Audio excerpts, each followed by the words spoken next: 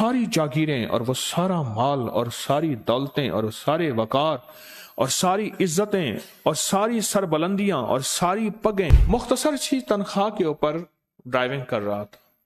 मुझसे कहने लगे का रईस आजम था, गाड़ी लेके कभी बेचता नहीं था। फिर उसकी गाड़ी अगर थोड़ी सी पुरानी होगी खड़ी कर देता था, उसकी गाड़ी के अंदर परिंदे घोंसले बना लेते थे। उसका बंगला था, फलां जगह था, फलां जगह था। चाहत है कि हमेशा मालदार रहे, तमंगरी रहे और नस्लों का रिज़्क कुशादा रहे। माह रमज़ान में इस अमल की बहुत तासीर है, तो आंखें बंद करें और ये अमल करें। रिज़्क दौलत बेहिसाब। तो बाकी बातें बाद में करते हैं। छोटा सा अमल है, ये ज़रूर करें। हज़रत तारिक महमूद साहब बताएंगे इस वीडियो क्लिप में कि वो कौन सा अमल है। तो जल्दी से ये वीडियो देख लें। अभी तक चैनल को सब्सक्राइब नहीं किया, सब्सक्राइब कर लें। और जो मेरे व्यूवर्स हैं, सब्सक्राइबर हैं, उनका दिल से शुक्रिया। स्पेशली फॉर पाकिस्तान के अंदर, अदर कंट्रीज के अंदर, इंडिया के अंदर, यूएसए, यूके के अंदर और यूएई के अंदर, दुबई के अंदर। तो आइए देखते हैं ये वीडियो, लेट्स सी। मुख्तसर सी तनख्वाह के ऊपर ड्राइविंग कर रहा था। मुझसे कहने लगे, मालिक कहने लगे, इनका जो नाना था फलां जगह का रईस आजम था, गाड़ी लेके कभी बेचता नहीं था। फिर उसकी गाड़ी अगर थोड़ी सी पुरानी होगी खड़ी कर देता था, उसकी गाड़ी के अंदर परिंदे घोंसले बना लेते थे। कभी गाड़ी नहीं बेचता था। फलां जगह उसका बंगला था, फलां जगह था, फलां जगह था। और बाप का रकबा, बाप की जायदादें और बाप की जागीरें वो इतनी ज्यादा थी, पर माल महफूज ना रहा, माल महफूज ना रहा। अब आलम यह है कि कहने लगा कि बेटे को उठा के इसने मेरे पास कहीं फला मेरा शोबा है उस पे लगा दिया है कि आप इसको दे देना, बस इतना दे देना कि मेरे घर में 2 टाइम की रोटी चल जाए। बेटे का हाल यह है और बाप का हाल यह है, और वो सारी जागीरें और वो सारा माल और सारी दौलतें और सारे वकार और सारी इज्जतें और सारी सरबलंदियां और सारी पगें खत्म हो गए। माल महफूज ना रहा। मेरे आका का फरमान है, अपने मालों को ज़कात के जरिए महफूज करो। और जब मुआशरे में ये आ जाए कि जो ज़कात देने वाले हैं खुद लेने वालों की लाइन में लग जाएं। आपके रमजान में सबसे ज्यादा जो ज़कात अतियात हैं वो कराची में चलते हैं, मेरे मुशाहिदे में बहुत ज्यादा। कराची वालों में बड़े बड़े सखी बैठे हुए हैं, बहुत बड़े सखी बैठे हुए हैं, और उनका माल लेने वालों के कराची में और सऊदी अरब में खेप जाती है। मैंने कहा ये कौन है? उसने कहा जी खरगोश वीजे पे आए। मैं कहा वो कोई सा क्या होता है?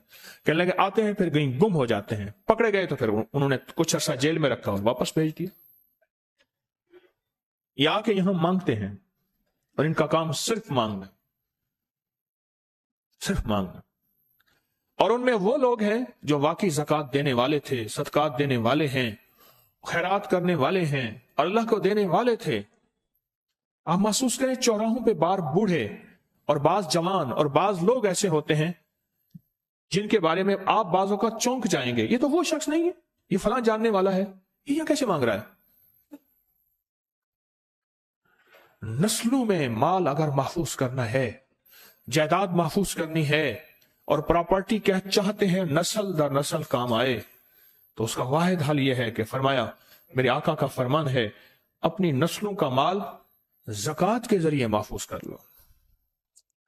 फिर ज़कात निकालने के बाद फेंकनी नहीं है, ये मेरी दरखास्त है।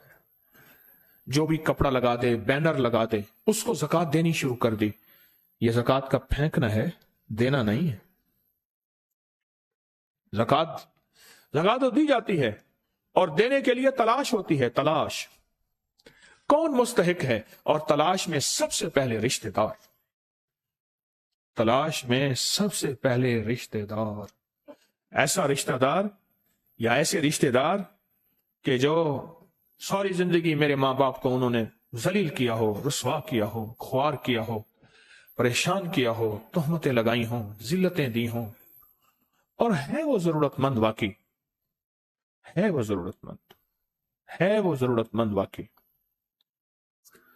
ऐसे अंदाज से, कैसे अंदाज से, किस तरकीब से उस तक माल पहुंचाना है, तो ऐसा अंदाज हो कि उसकी आंखें जब मुझसे मिले, और ऐसा हाथ भी हो, यह ना हो कि खुद अपने पास रख ले और कहां पहुंच गया। एक बंदा मुझे अपने पास एक दोस्त ले आया, कहने लगा मेरा गहरा दोस्त है, मैं आज तक अपने रिश्तेदारों का माल इसके जरिए भेजता रहा, उनकी हमारी सुलह नहीं थी, बोलचाल खत्म नहीं थी, आपका दर्द सुन के मुझे एहसास हुआ, मैं उनका माल भेजता रहा और ये देता रहा, हमारी सुलह हुई है तो उन्होंने हमसे शिकवा किया है, आप खुद तो अच्छा खाते हैं, चलो हम दुश्मन थे, कभी इंसानियत के नाते हमें पूछ लेते। मैंने कहा मैं तो आपको, उसका नाम था खादिम हुसैन, खादिम हुसैन के जरिए खादिम के जरिए भेजता नहीं रहा। उसने कहा खादिम तू जेता, उन्हें मैं देता रहा हूं। किसको देते रहे? उनके आपके घर के बंदा नहीं आता था, बंदा उसको दे देता था। अब बंदा कहां से आया? क्या बंदा दे, अब बंदा कहां से आया? खादिम हुसैन खुद खा जाता था और उन गरीबों को नहीं देता था। तो मेरे सामने वाकया हुआ। अपने मालों को महफूज करना है। आने वाला वक्त बहुत नाजुक है, हालात बहुत नासाजगार हैं। मुझे टीवी चैनल वाले आते हैं कुछ मेरा प्रोग्राम लेने के लिए, तो मुझसे कहते हैं कि आपका क्या ख्याल है, हालात बेहतर होंगे? मैं कहा मेरे ख्याल में बेहतर नहीं होंगे। और मैंने कहा ये ना समझना ये कि मेरी पेशीन गोइयां हैं, ये ना समझना कि मेरे पास गैब का इल्म है, ये ना समझना कि मेरे पास कोई ऐसा इल्म है कि मैं आंखें बंद करता हूं। मेरे पास अपना इल्म नहीं, मेरे आका के इल्म के दिए हुए इल्म में से है कि हर आने वाला निजाम बरकत खत्म होती जाएगी और बेबरकती बढ़ती जाएगी। एक दरवेश थे, बासी रोटी 2 दिरहम की बेचते थे और ताजा रोटी 1 दिरहम की। तो किसी ने पूछा आप इसे क्यों करते हैं? पर मैं इस रोटी को हुजूर से बरकत के साथ मुनासबत है। हुजूर के दौर से जितना दौर दूर होता जाएगा, बरकत खत्म होती जाएगी, खत्म होती जाएगी, खत्म होती जाएगी, खत्म हो जाएगी। और यह हकीकत है। अगर चाहते हैं कि हमेशा तमंगरी रहे, मालदारी रहे, इज्जत रहे, भरम रहे और नस्लें पता नहीं कितनी आएंगी कोई खबर नहीं, और उनका रिस्क कुशादा रहे, कैसे होगा, किस तरह होगा? तो उसका वाहिद हल और उसका वाहिद रास्ता सिर्फ यही है कि ज़कात को सोचें। और अगर आपसे पहले तरकीब यह थी कि कोई मुझे दे जाता था ज़कात, तो उसको सोचें कि मैं क्यों लेता था। मुझ पे ज़कात अगर वाकई लगती है और मुझे कोई चुपके से मेरी खिदमत कर रहा है वो और बात है। अगर वाकई लगती है, अगर वाकई मैं जरूरतमंद हूं, और यह कैसे पता चलेगा कि मैं वाकई जरूरतमंद हूं? यह कैसे पता चलेगा कि वाकई मैं जरूरतमंद हूं? इसको सोचें, इसका खुद हल सोचें कि मैं वाकई जरूरतमंद हूं। अपने आप को परखें, अपने घर का माल, अपने घर के असबाब, अपने घर की चीजें पूछ-पाछ करें, तहकीकात करें, जरूर करें, पता चल जाता है। अगर मैं जरूरतमंद हूं ठीक है, अगर जरूरतमंद नहीं हूं तो फिर लगता यह है कि मैं अपने माल को महफूज नहीं कर रहा। और फिर अगली बात है, अगर मैं 100% ज़कात नहीं दे रहा तो मेरा मुआशरा खुशहाल नहीं होगा। अपने मालों को सोचें, यह मेरा माल अल्लाह ने दिया है, मेरे वालिद गरीब थे, मेरा दादा गरीब था, या मेरा वालिद मालदार था, या मेरा दादा मालदार था। आज अगर उनकी जायदाद और चीजें मुझ तक पहुंची हैं तो उनके पास राज क्या था? और आप हैरान होंगे, जिसकी भी जायदाद बची है ना, बाप दादा परदादा परदादा परदादा की परदादा की परदादे की, अगर जायदाद बची है, मेरा राज सुन लीजिएगा, उस राज के पीछे लेने वाली कहानी नहीं है, देने वाली कहानी है। जिसने लिया है, जैसे आया है, जहां से आया है, जितना आया है, जिस तरह आया है, बस लिया है, वो अपनी नस्लों की बरकतें नहीं पा सका।